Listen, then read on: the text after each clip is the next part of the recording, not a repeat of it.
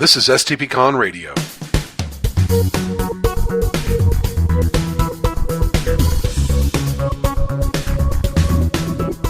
Hello, everyone. My name is Mike Lyles, and welcome to this episode of STP Radio. I'll be your host today for the first of a series of interviews that we will be conducting with several speakers who will be attending our upcoming STP conference in spring. STP is going to be in San Francisco, California, April 4th through the 7th this year.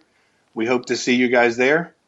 And be sure to check out www.stpcon.com, where you can learn more about the conference, the speakers, our special events, and our conference pricing.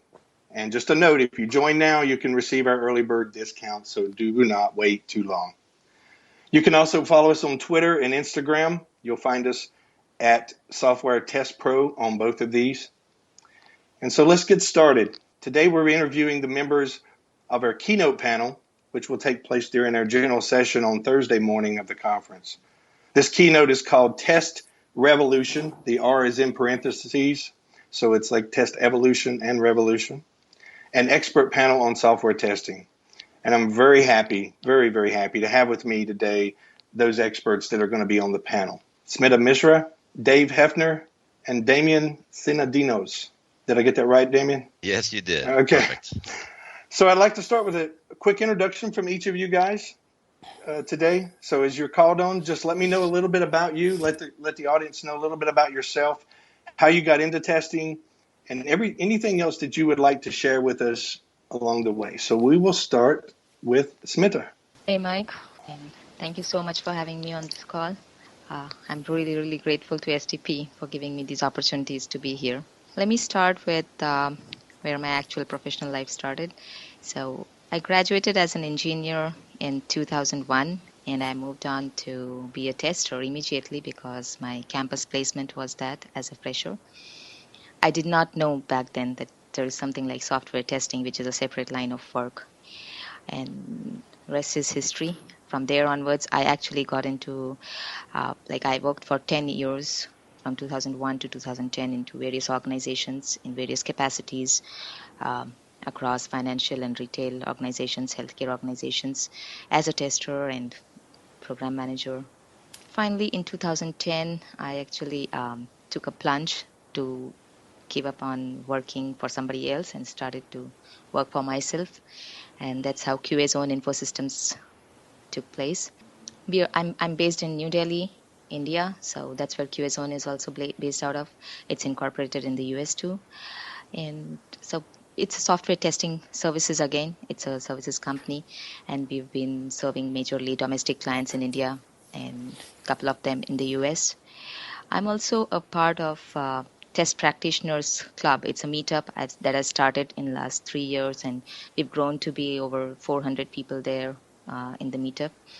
And we have like small meetups almost monthly or bi-monthly, which is again for the testers across local areas. And we also hosted a small testing conference last year. That's Think Test here in India, again for testers here, because there's not many activity here. We're not as lucky as people there in the US where STP happens. Besides that, I just recently launched a product called Pool Wallet, which we can talk about later. And I'm launching another product called Winker. So we'll talk about more on these as we go forward with the call. Thanks. And she mentions a small conference, but this conference included James Bach as the main speaker, so I'm not sure I would call it a small conference. Yes, it was indeed. It was overbooked by about almost 50%. Yes. Okay, so Dave Haeffner is our next person up. Dave, tell us a little bit about yourself. Sure. Hi, everybody. So the easy answer for me is I write and talk and teach about how to use Selenium. That's what I do. That's what I've done for years. Just a quick background. I got into testing out of boredom as a network engineer working at a company and saw an opportunity to move laterally into testing, not knowing anything about what it was, and was tasked with the opportunity to implement and improve the existing test automation. And at the time, it was Selenium IDE, and this is back in the heyday of Selenium RC. and I started writing about how to use Selenium successfully because I was frustrated by how hard it was to find information for myself. So I started a newsletter, which is still going. It's a weekly newsletter. I just branched out from one programming language into two. So now I support Ruby and Java. That's elementalselenium.com. And then I also wrote a book also on how to use Selenium, which steps you through everything from just starting from scratch to a fully scaled infrastructure, basically. And that's also in Java and Ruby. And I plan to basically keep doing that and then write about every supported programming language that Selenium supports. That's me. And our next is Damian. Tell us a little bit about yourself, Damian. Absolutely. Hi, Mike. Hi, everyone. I'll build a little context for you. I grew up around computers when I was very young. When a lot of folks were perhaps doing other activities, I was teaching myself BASIC when I was 8 years old and editing games on a TRS-80. So I've always been interested in computers and programming. When I was 19, I had an opportunity to get hired at CompuServe into their quality assurance department as a co-op, and that led to actually my career. I didn't know what I was doing at the time. It's one of those back-end testing stories. But very quickly, I got into what's historically known as automation. I was using tools in the early 90s, in 1993, to help me exercise and explore software. And that happened over the next 10 or 12 years at a variety of different companies and industries. The last 10 years, I've been mostly leading people and projects with regards to testing, helping manage testing efforts. And more recently, I've had an interest in mentoring, teaching, training, and education in testing. I see it as a way to kind of give back to the community, taking everything that I've learned and experienced through my 23-year career and maybe help others. One way I do that is help organize a conference locally in Columbus, Ohio called QA the Highway. I also do mentoring of local testers and testers around the world to help them with their daily struggles and discuss testing. What else? I was one of the judges on the first annual Software Testing World Cup. That was pretty neat. Getting to evaluate other testers' performances, how they approached testing, how they executed their testing activities, what types of things did they notice. That was a really neat experience. And right now, I'm doing something a little on the fringe of testing. It's enterprise metrics and reporting lead at a large bank. It's a fancy title that basically means that I help people answer questions and tell stories about their quality and testing using data. So that's kind of a brief story of my career. Very interesting, and I've got more to ask you about the answering questions with data. That intrigued me when I read that about you. So Sure. Okay. So Smita, let's talk about your workshops. We've got three things for you coming up with STP. The 2 workshops in one session. So let's step into the first workshop. Tell us a little bit about your workshop that's called So You Are Planning a Startup, Navigating the UX Jungle. Yeah, but before that, let me tell you that Damian reminded me. Damian, I was also on this first Software Testing World Cup. That's right, you were, yes. Yeah, yes. It was a good experience, yes. Indeed. So, yeah, I'm actually speaking each day of the conference this time, which is not something I've done earlier. So I'm speaking on 4th, 5th, 6th, and 7th each day. And yes, as I told you that we also developed a product, Pool Wallet, and that was a new experience for me to develop a product and learn what could work with people, what could not, what is actually user experience. I mean, I had read the theory, I had also tested it. So when we were testing it, I was at one side of story, slowly mingling with the product teams and trying to understand what do they think when they are progressing towards the product, different iterations of product development. But when I was on the other side of it, there were various experiences that I had, which I wanted to share with the testing team here. And that's where this comes up, where I want to actually share my experiences of how we have navigated through the user experience of this product, Pool Wallet. So even if we may not be specifically talking about Pool Wallet, I want to really talk about what are the basics of user experience that we have learned so far and how we captured the feedbacks, how we reiterated, what was our basis to pivot, how much should we pivot, and what should be your basics for designing, because a lot of times people get caught up with the user interface and colors and look and feel of the product, and where they miss is that a lot of the leading companies have been pretty simple, which is very difficult being simple there.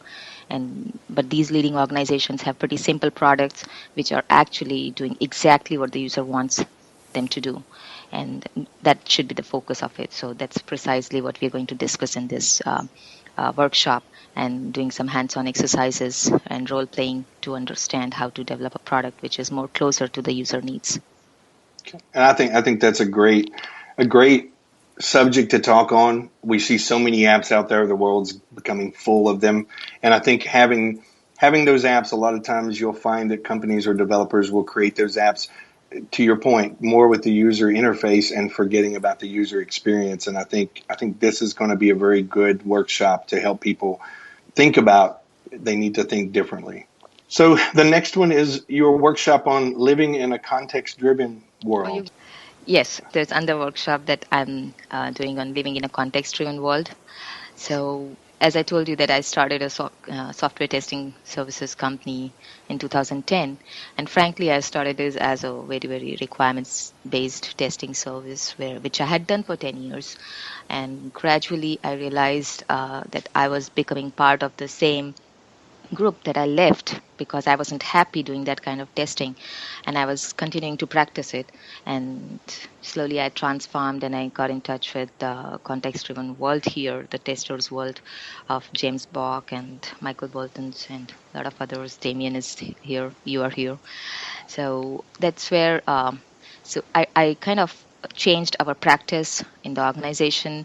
We did a lot of hiring and firing, and what we finally realized was that it was not, when you're trying to move to context-driven testing or you're trying to do it, it's not just change the way you're testing. You don't write a different kind of test case for it. It's not like today you're writing a certain kind of work and tomorrow you're just writing some other kind of work. It's a total mental shift. It's a paradigm shift, as you called. And for testers, it's very important when to understand that it's not something that you can just change in one part of your work and feel that, you know what, I'm context-driven tester. It doesn't work like this. You have to live it probably in every part of your life. You have to actually transform as a person to be able to become a context-driven tester. You have to ask more questions. You have to understand. You have to be okay to not know many things and gradually learn. A lot of these things are not very welcome in our real-world organizations, where people want an instant answer for everything from estimations to whatnot. So awesome. We're going to talk about how do you actually transform to it? What are the things I did? What are the various probably classes or trainings, discussions, forums, how to reach out to that we took, how to reach out to other testers, how to actually become a context-driven tester, and then actually live with it and try to influence around and make that influence grow that influence in your organization. Yeah. Okay, awesome. Well, and I think that's an awesome thing, because we realized a year and a half ago that context-driven wasn't a majority of the discussions at STP, and you were actually instrumental in making sure that we brought that on board and started to bring in some classes to the organization. And we start seeing people now that are in the context-driven community wanting to speak at STP, and we're starting to see more courses. So thanks to you for that, and thanks to the others that have stepped in and brought the same. So let's skip to Dave. I want to talk about your two workshops. I think we can blend those together, and you can talk about them separately if you wish. But yeah. The first one is getting started with Selenium, and the second one is using Selenium successfully. Yeah, I guess the way I look at it is it ultimately is a full day of two workshops, and the best use of everyone's time would be, I guess, to do both. But if you're just already kind of on your way with Selenium, then you can potentially skip the morning session. And effectively, what the workshop is a distillation of my book, with just kind of a hands-on walkthrough of getting set up with Selenium and how to write well-factored code and figuring out how to understand what's important to test or check if that word bothers you when I refer to automation. So basically, the first thing I tried to do in this workshop is say, just because you can automate does not mean you should automate. So here are some kind of some good questions to ask in your organization to make sure that you're focusing on the right things, rather than just saying this new feature is being developed, so let's just write automation for it. That's not necessarily it depends where you are in terms of maturity within your organization for automation. And so I cover all that pretty briefly, but I think it's important. So I always go over it every time I talk about kind of the getting started basics of Selenium. And then I dig into just a high level, here is Selenium, kind of past, present, future, good, bad, ugly, in a nutshell. And then dig into, here are the problems that people think Selenium has, and here are ways to mitigate it by using some really simple fundamentals for test writing. I specifically say test writing, I mean like writing test code as in unit test code. We actually use a unit test runner. And basically dig in. We just get in the weeds and we start, we make sure everyone's machine's set up before showing up. And we step through writing some tests, and then we step through cleaning those up a little bit, making them easier to read, making them more maintainable. And then we kind of talk about some other things from there, some limitations of Selenium, some workarounds. And then that's pretty much the morning session. And then the afternoon session is kind of taking those tests from the morning session and making them scale. Because out of the box, Selenium really works well with Firefox. It's very easy to get started. But then when you want to go into other browsers and platforms, you have to start to add additional configuration and potentially additional infrastructure. So we cover the different options for that, the pros and cons of those, and step through a couple of examples using like Selenium Grid versus a third party like Sauce Labs. And then we kind of go from there to making everything useful with reporting, talking about really the advantage of automation with Selenium is to not write tests and have you run it. It's to have it run as part of a bigger ecosystem that is for the business and for people on your team. So hopefully you have good information that's coming out of your Selenium tests, and then you have good reporting, and it's plugged into something like continuous integration. So I cover that as well. It's kind of a lot to pack into a day, and every time I do it, I'm always surprised by how much we get done in a day. But I do feel like it's definitely cramming a lot in. So as long as everyone comes prepared and ready to learn and has their coffee, I think we should be good. I know you're the name, one of the names in Selenium testing, and folks know you very well everywhere I go. And I think one of the things for the audience to be aware of is that we've done this class or similar class to this in previous STPs, and we had 71 people in the class the last time. And I'm not sure we're going to have the room size, or to be able to fill it up that way, we may have to turn people away. So if you're wanting to be in this class, sign up now, get your early bird discount, and get in there and get into this workshop before it's too late. That's what I would warn anyone. Oh, yeah, and just one more point. There actually is a discount for my book, which is kind of the perfect addendum to the workshop. It's kind of there's a PDF I'll give out, but it's not as in depth as the book might be. So there is a discount after people register that I believe that you guys send out. Yes, and we will have more on that soon. Damian, we've got a workshop coming up called Communication, COMMUTICATION, and exploration of idea transfer with words. And I will tell you, Damian, STP has received several emails from people saying you've misspelled this word. So testers are doing their job. They're finding things wrong, but it was misspelled on purpose. Mission accomplished. Yes. Damian does that every time. Yes. So tell us a little bit about your workshop. Sure. I'll start a little bit further back. As I mentioned before, part of what I do now is help mentoring and education and teaching junior testers, and actually testers of any experience level that are interested in working together and collaborating and learning. And a lot of the things I find that I'm interested in learning about myself and end up teaching and discussing with other testers have very little to do with testing. They're just general concepts, ideas that happen perhaps to help people with their testing careers, but can also help them in other ways too.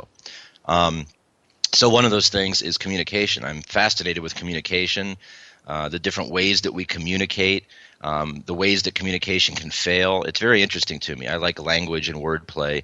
So, and this is one of the things I talk with a lot when I do mentoring and teaching is communication. It's absolutely essential to be a clear, effective, good communicator if you're a tester, because that's a large part of your job. And so in this workshop, communication, I won't get into the name yet. It's not misspelled, or it is misspelled, or perhaps I'll let you decide for yourself, and we'll talk about it in the workshop itself. I don't want to give away too much, but basically what I do is I start with the definition of definition and really dissect it, dig into it, understand what a definition is and what words are and what meaning is and what's the relationship between words and definitions and what are semantics, and really do a deep dive into these ideas and concepts, some properties and characteristics of words and definitions that maybe you folks are not familiar with. And I think it will help get a deeper understanding of what these things are that we use to communicate with each other. I also talk about various ways to communicate.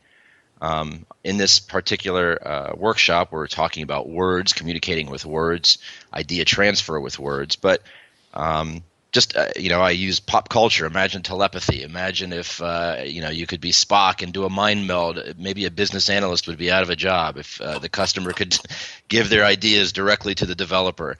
And imagine all the problems that would come with that as well. If ideas, whether they could be transferred or not, were still unclear. I talk about nonverbal communication, written communication, and I talk a lot about ways that communication can fail. There's many, many, many ways that communication can fail.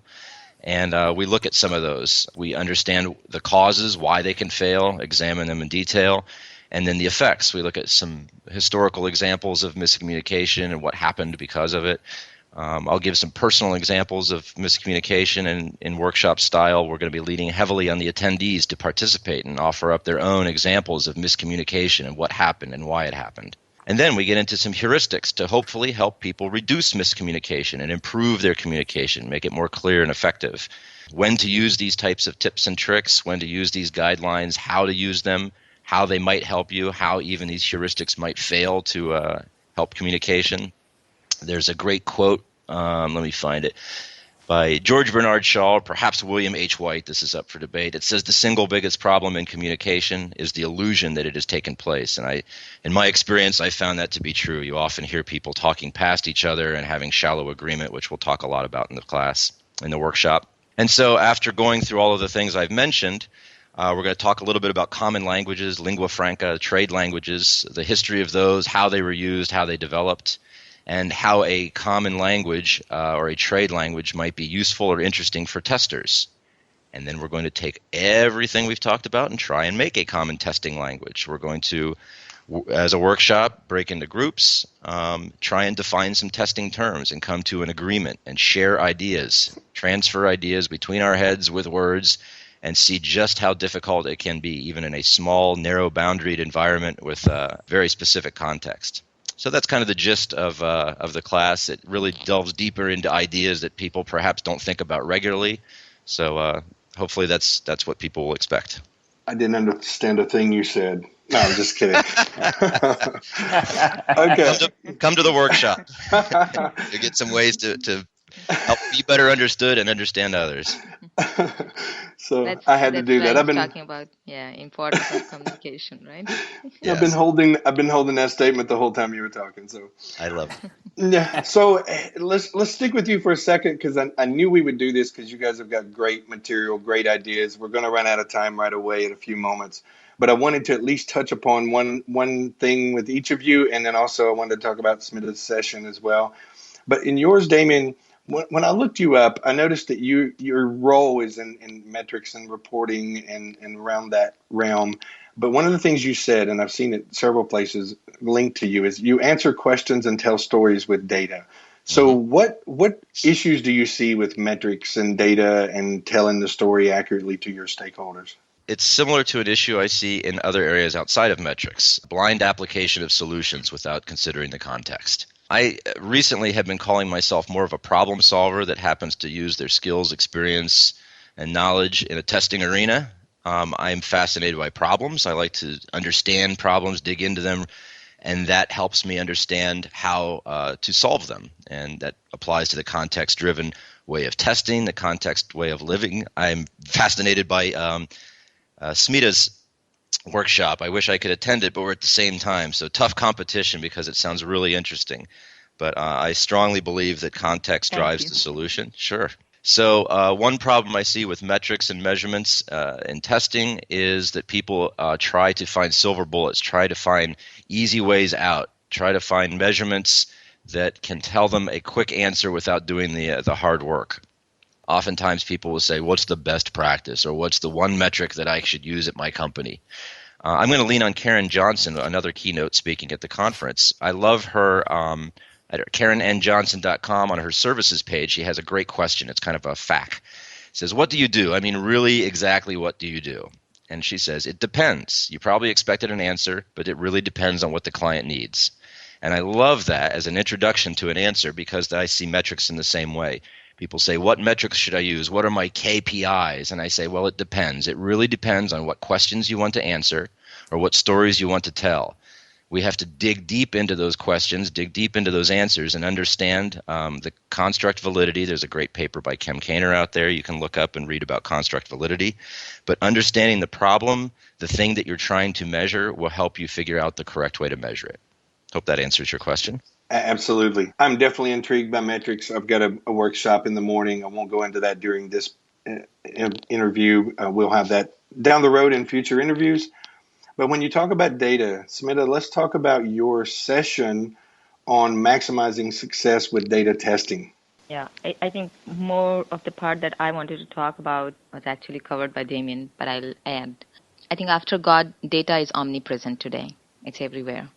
And I actually find that to be true. And I've realized that, I mean, not me just, but everyone here could see that data is almost becoming the new currency. Everybody is talking about protecting their data. Everybody is sensitive towards their data. But and there are new technologies and analytics and everything coming up for the big data analytics as they talk. Data is being processed in so many ways, sliced and diced to come up with some kind of magic analytic that would help the company grow. The problem is that the maths part of it is really easy. It's done. Okay, there is a maths part of it. There's a science part of it. But the art part of it, or the actual, what data should we pick? What is the context of it? What are we actually trying to do is the difficult part. So in my session, I'm going to quickly talk about the basics because as a tester, when you come across data testing, yes, there are some ETL testings. You have to know these terms. There are enterprise data warehouse. There are data marts. So what are these different terms and what do we do? How do we test around them? What is big data? How do we test big data? Yes, we'll quickly run through them and business intelligence. But the major message that I would like to go across would be, okay, these are the ways you do it. But what is important as a tester is to figure out what is that data that you're playing with. It's not about what you're doing to the data. That's secondary. Let's first pick the right data and to secure that data.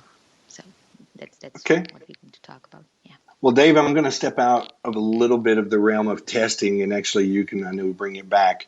But I remember talking with you. You were looking at automobiles, and actually working with mechanics for gas to electric cars conversion. And how do you relate that to testing, and what can you tell us about your work and your research in that?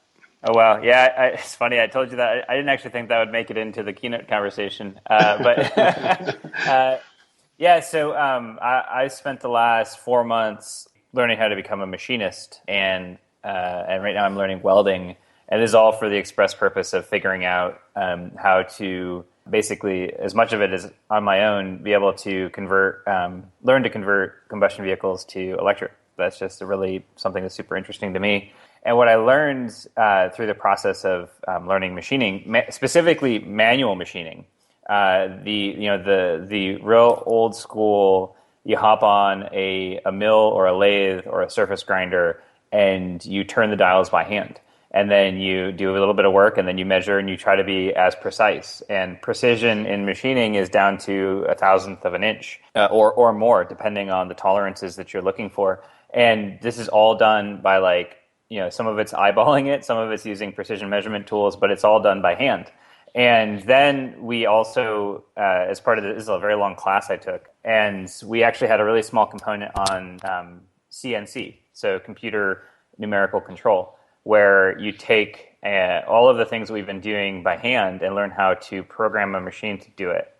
And I just saw like this obvious parallel between like the idea of manual testing and automation within software, where what's happening a lot of times right now, specifically in the actual machining world, is people are learning how to become CNC operators, but they're not learning the fundamentals of manual machining or machining in general, like the process that goes into actually working with the metal.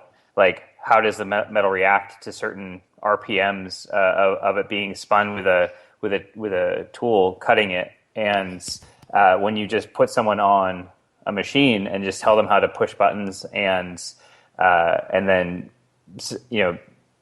respond to that, it's fine when things work well, but when things don't work, they're not equipped to handle it. And what I found is, in my perception of how that relates to software testing, is that my concern with test automation is that I think that a lot of people race to it thinking that it is this silver bullet. Like Damian was mentioning, how there's no silver bullet for communication. There's also no silver bullet for testing. And that's why data is so prevalent. And I'm a big proponent of that as well. I think that people are rushing to test automation and looking for an easy way to use it. And for me, there's the two things that are the most common things that come up for people just getting started, is they want like something simple, like a record and playback tool that's easy to use. And unfortunately, when it works okay. And when it doesn't, it doesn't work very well at all. And I think that that's really kind of very similar to the idea of a CNC operator. It's like very, very push button. And then the other one is just blindly trying to automate everything when it doesn't make sense. So in the sense of machining, if you need to manufacture 10,000 parts, then it makes a lot of sense to put in a ton of effort to program how to do that on a CNC. But if you only need like 1 or 10, then maybe it's fine to just do that by hand. There's not really the needed effort to look into automation for that. And it's not to say that you couldn't get the same level of quality, it's just the amount of time put in and the amount of scaling that's available as a result. So I think there's a direct corollary between the two. I'm looking forward to hearing more about that down the road, and I know that may not be something we do in the keynote or the training, but I think we'll hear more of that from you as well. My next question is for Damian. In our last STP, you talked about gesture to tester, using improv to help testing. And then I want to kind of combine that with your note in your biography about having that for the past 10 years you've been teaching and leading testers. So how do you blend that? It was an excellent session. There were a lot of engagement in that session from the getting people up there and talking. How do you use improv to do the testing and help testing grow? Sure. Thanks for the kind words. Appreciate that. So when I do my introduction and who the heck is this Damian guy up in front of you, I not only talk about my testing and professional credentials to perhaps allay some people's concerns or give them more information about who I am professionally, but I also like to talk about me personally, because I think that it's hard to summarize a human being, to quickly give a synopsis of what a person is without understanding more about them. And I think that personal, extracurricular, non-professional activities can tell you a lot about a person. So I talk about some of my personal interests. One of those is improvisational comedy, which I've been doing for about 10 years. And I realized, just like Dave did with his extracurricular activities, that there's parallels and correlations between different activities, and whether they be testing in another activity or skiing and basketball or basketball and cooking. There's always ways that you can relate things.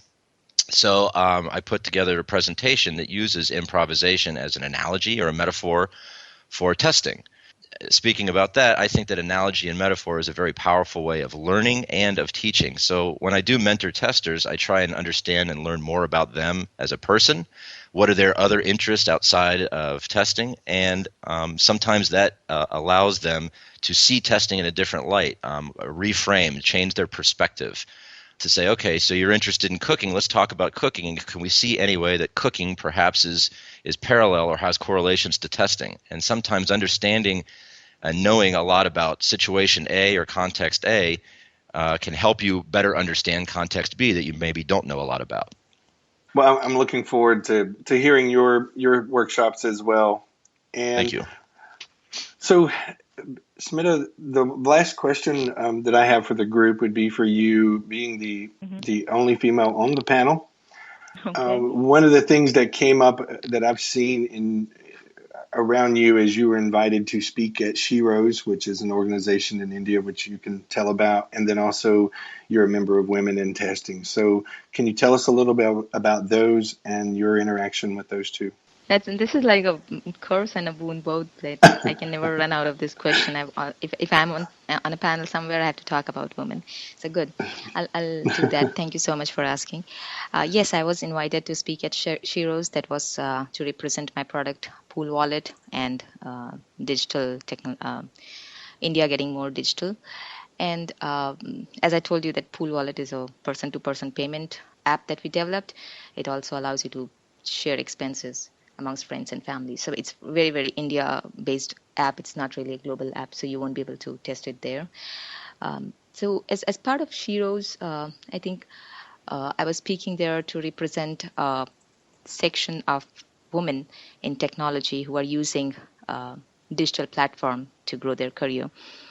And I know that when you come across a lot of women-related programs or work, it's either at the grassroots level where there are very, very poor people who do not have access to proper healthcare and education. There's a lot of feminism being talked about there, and or there is like a top level discussion where women should be in the boardrooms and that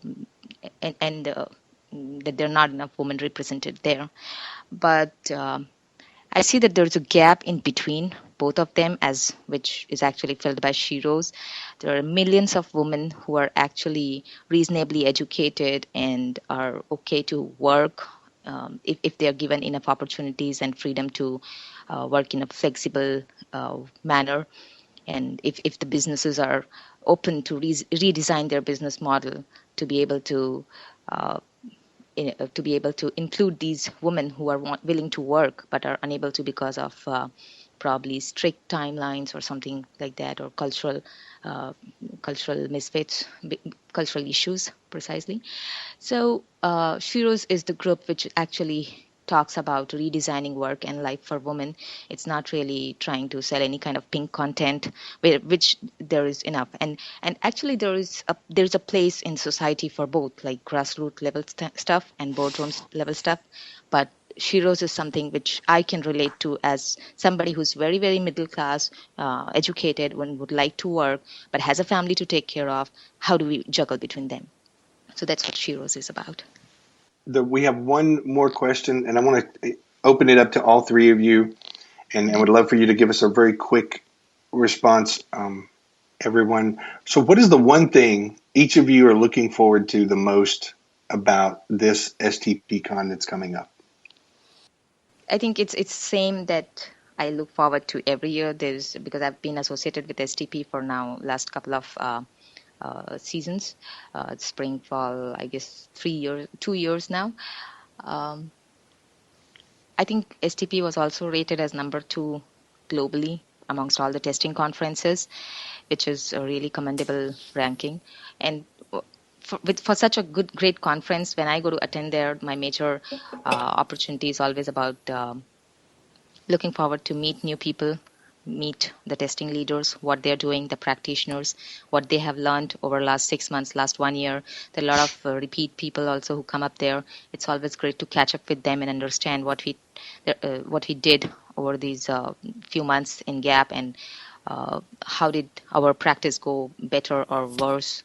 So it's like, especially being associated with one particular group, it's easier to go back and meet the same people and say, okay, these things worked better, and these things did not work so well. And with new influx of people and of more context-driven testers coming in and speaking here, it's a major opportunity for me to learn there. So that's what I'm looking forward to, networking and learning. Dave, what about you? I'm looking forward to the keynote panel.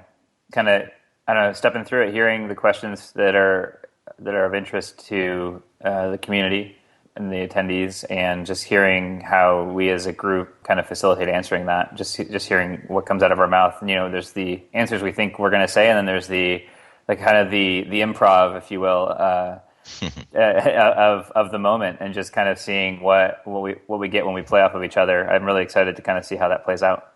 And Damian, how about you? Sure. I'll build on both of those answers. The keynote, I've done presentations before, which is very unidirectional, speaking at people. The keynote panel is a different way of interacting with folks, where you're fielding questions and perhaps some light interaction, and that's going to be fascinating to me. I've never done that exactly, but it's going to be a really intriguing way to learn. And then the workshop is another way of learning and growing. It's facilitated discussion, it's deep interaction, and it's refining of ideas. I've put a lot of time into this workshop, but I can't wait to find the things that I learned from working with others in this setting. So to build on Smita's idea of learning, I can't wait to learn myself and help others learn as well, and to build on Dave's, the keynote panel, the improvisational aspect of fielding unknown questions, tough questions, being challenged. That's exciting to me, and I hope it's valuable to others as well. Thank you so much. And guys, I've really enjoyed this. This has been awesome, and thank you, each of you, for taking our request to be on this panel, and most importantly, for being part of this interview today. Thank you, Mike. Thanks. Right. Thank you, Mike. Thank you all. So everyone out there, get out to STP.com. If you've not been there yet, get out there, get signed up. The seats are filling up. It's less than 2 months away. So I request you to get out there, keep listening. There's going to be more interviews, several of our speakers. So get out there, listen to us, and have a great day. Thanks for joining us on this episode of STP Radio. Stay tuned for more interviews, and don't forget, check out STPCon.com to learn more about the conference being held at the Westin San Francisco Airport Hotel, April 4th through 7th.